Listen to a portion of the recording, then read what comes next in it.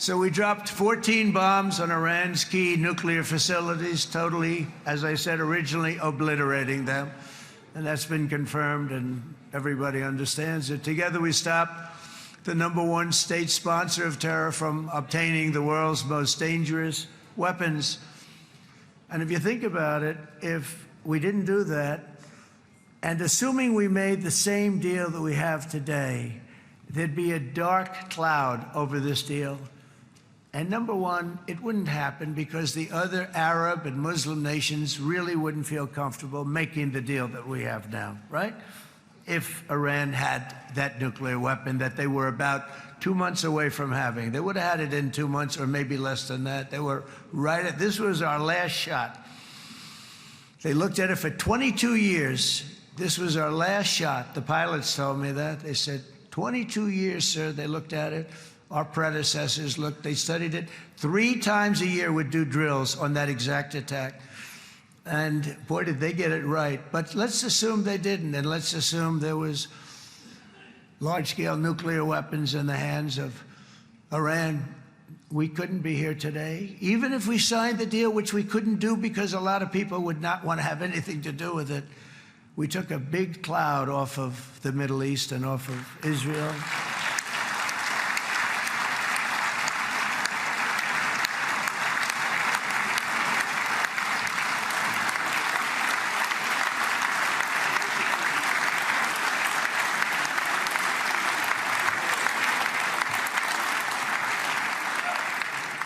And it was my honor to help. But isn't it true, though, that can you imagine the same, let's assume, Bibi, the same documents, we had everything the same, but you had somebody out there that was, in the opinion of everybody, all-powerful in the Middle East. They took a big hit, didn't they? Didn't they take a big hit? Boy, oh boy. They got hit from one side, from the other. And you know, it would be great if we could make a peace deal with them. And I think that's maybe, would you be happy with that? Wouldn't it be nice, I think? Because I think they want to. I think they're tired. Somebody said, sir, they're starting their nuclear program again. I said, let me tell you something. They're not starting anything. They want to survive. The last thing they want to do is start digging holes again in mountains that just got blown up and start. They're not doing it. They want to survive, okay? But I think we have a chance. Steve, you, and I think Jared, come on, I'll call you back for another one.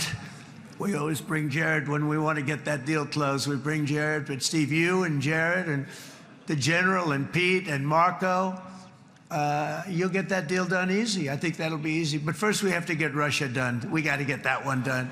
If you don't mind, Steve, let's focus on Russia first, all right? We'll get it done.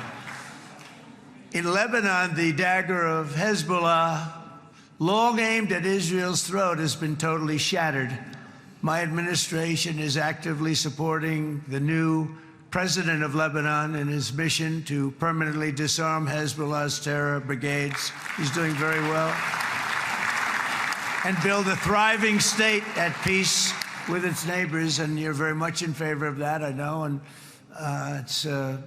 good things are happening there, really good things. And with this week's ceasefire, we've achieved the most challenging breakthrough of them all. The most challenging breakthrough maybe ever. I mean, I've never seen anything like it. I've been involved in a lot of success. I have never seen anything like what's going on today all over the world. People are dancing in the streets, not just in Israel. They're dancing in the streets of countries that would have never danced in the street about what's happening today. They're dancing in those streets. So this long and difficult war has now ended. You know, some people say 3,000 years, some people say 500 years, whatever it is. It's the granddaddy of them all. And in an unprecedented achievement, virtually the entire region has endorsed the plan that Gaza will be immediately demilitarized, that Hamas will be disarmed, and Israel's security will no longer be threatened in any way, shape, or form.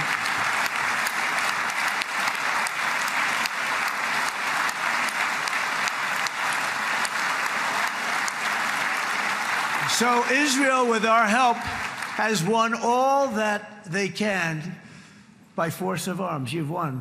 I mean, you've won.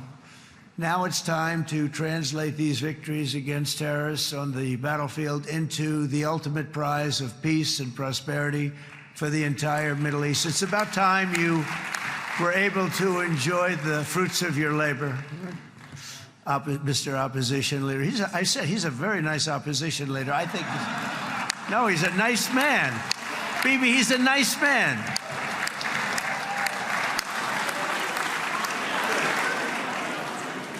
He knows what he's doing, right? No, he's a very nice guy. Well, see, now you can be a little bit nicer, Bibi, because you're not at war anymore, Bibi.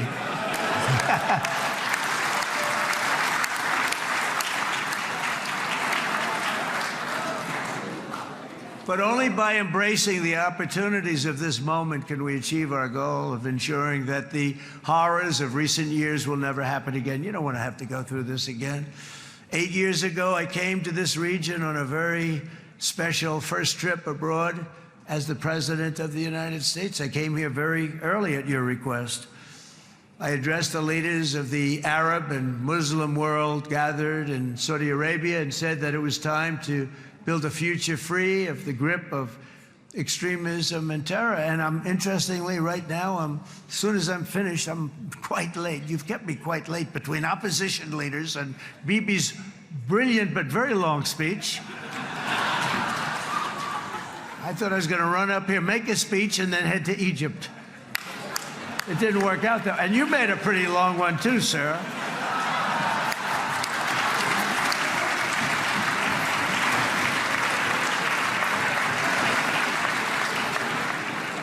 But I liked what you all said. It could be worse. Supposing on top of it, I didn't like what you said. That would be no good, Ron, would it? Ron, you did a great job, by the way, Ron.